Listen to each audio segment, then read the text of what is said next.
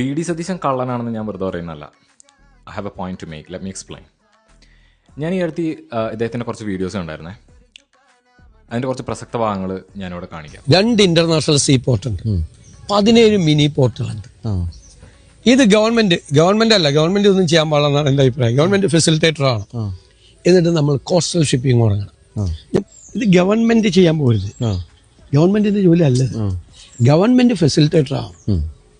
Government കുറച്ച് പൈസ ഒക്കെ മുടക്കണം, എന്നിട്ട് കാര്യങ്ങൾ ചെയ്യിപ്പിച്ചിട്ട് പ്രൈവറ്റ് ആളുകളെ കൊണ്ട് റൺ ചെയ്യിപ്പിക്കണം. അല്ലല്ല, പ്രൈവറ്റ് ആളുകളെ കൊണ്ട് റൺ ചെയ്യിപ്പിക്കണം, കോമ്പറ്റേറ്റീവ് ഇത് ചെയ്യിപ്പിക്കണം, അത് മോണിറ്റർ ചെയ്യണം. ഗവൺമെന്റ് ഇൻവെസ്റ്റ് ചെയ്യണ പൈസ വിത്തിൻ 3 to 5 years തിരിച്ചു കിട്ടണം. ഞാൻ ഇദ്ദേഹം കള്ളനാണെന്ന് പറയാൻ കാരണം ഇദ്ദേഹം ഐഡിയാസ് അടിച്ചു മാറ്റുന്നതിൽ വളരെ വിദഗ്ധനായതുകൊണ്ടാണ്.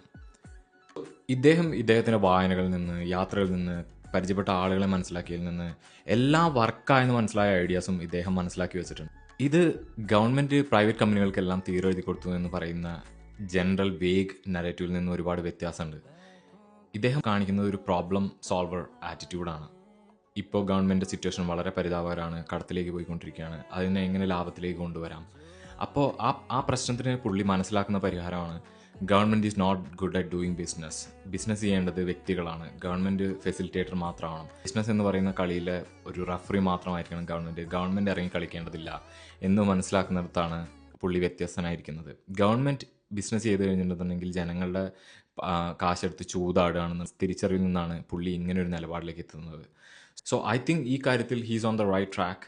ഈ മോഷ്ടിക്കൽ കേരളത്തിന് ഗുണമേ ചെയ്യൂ. If you like this video, please leave a comment, follow this page. Thank you for watching.